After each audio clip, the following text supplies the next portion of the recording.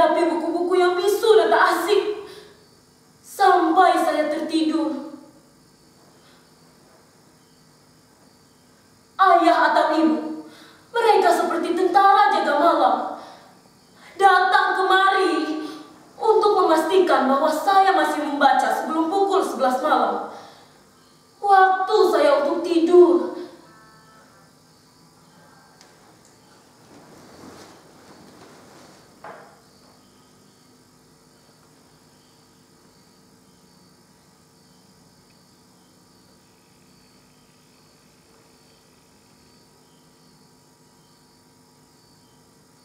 Pintu itu tak boleh saya kunci sebelum jadwal tidur tiba.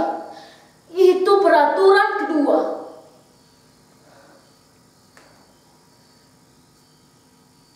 Sebentar lagi, salah satu di antara mereka akan patroli. Itu artinya saya harus ada di bangku itu, membaca. Tapi sebelum hal itu terjadi, izinkan saya berbagi cerita kepada hadirin sekalian, baik yang hadir langsung di kamar ini maupun melalui video.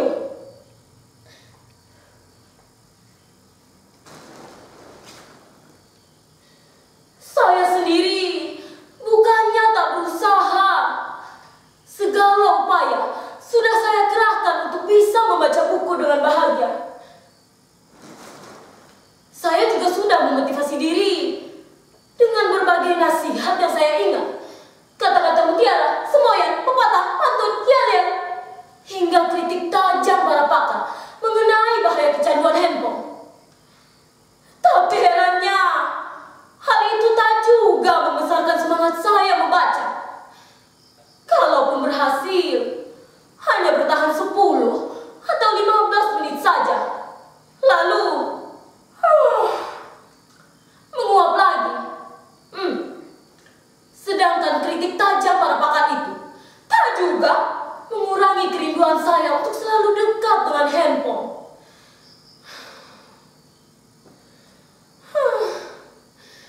Kalau saja mengubah diri bisa serenyah ceramahnya Mario Teguh, mungkin saya tak menderita begini lagi.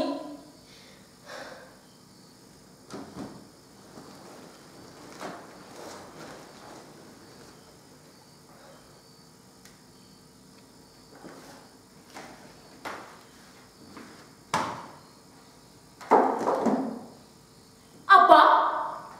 Saudara-saudara tak yakin saya menderita? Apa tak terlihat beban derita itu di wajah saya ini? Disorot mata saya, digetar suara saya, di seluruh tubuh saya ini. Saya memang menderita. Tak percaya? Saudara-saudara tak percaya? Saat ini, saya sedang dibuli sepi dan dikepung sedih. Sekarang, saya bertanya, siapakah di antara hadirin yang mau dan mampu berpisah dengan apa yang telah menjadi bagian dari diri hadirin, tanpa teraniaya rasa hampa? Tidak ada kan yang mampu?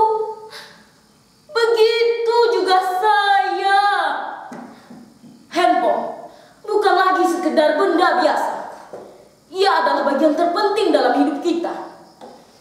Sejak kecil, dia sudah bersama kita, menjadi teman dikala semua orang tak punya waktu luang atau malas meladeni kita yang masih kanak-kanak dan belum bernilai guna. Pagi, siang, sore, bahkan malam, ia selalu setia tanpa keluhan sedikit pun.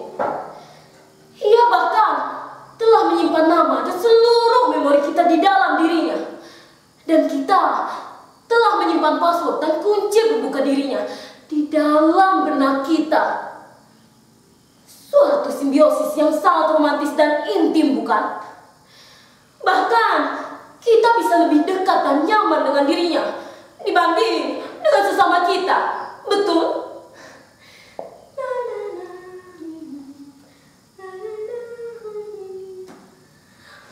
Oh, handphoneku, betapa berat dan panjang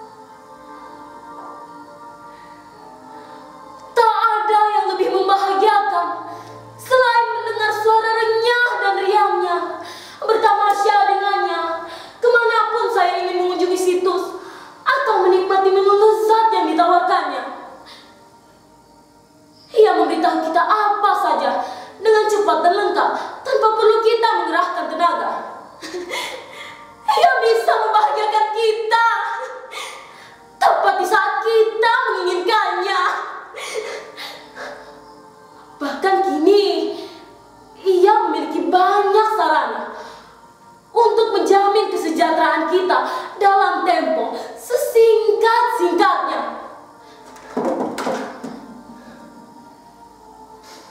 Jadi, bagaimana bisa saya bersabar berlama-lama dengan buku-buku bisu untuk menata masa depan? Itu sangat menghabiskan waktu, tenaga, dan pikiran. Sementara kita hidup di masa yang sangat bergantung pada kecepatan dan keringkasan. Siapa yang tidak bisa cepat dan ringkas akan ditinggalkan, akan menjadi fosil penghuni museum peradaban. Saya sebenarnya sudah pernah hampir berhasil tidak terlalu bergantung padanya, selain untuk hal penting saja. Tapi saat saya membebeki ayah dan ibu pada suatu malam, duduk asik dan begitu intim dengan handphone masing-masing, saya merasa dikhianati. Sejak saat itu, kemampuan saya berpisah dengannya semakin menurun. Bahkan kini, ia ada di dalam kepala saya. Ia seperti denyut dalam jantung saya.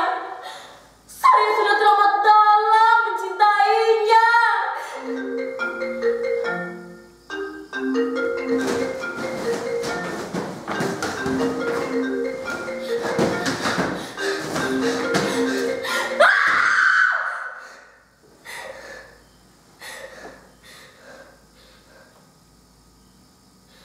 Jangan terlalu dalam. Jangan terlalu dalam mencintainya. Atau kalian akan menderita seperti saya. Sari, ada apa, Nek?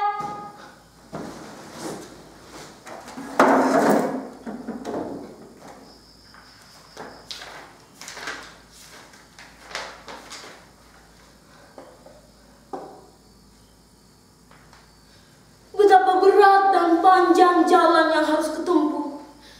Tapi inilah yang harus kulakukan untuk mendapatkan kelahiranku kembali.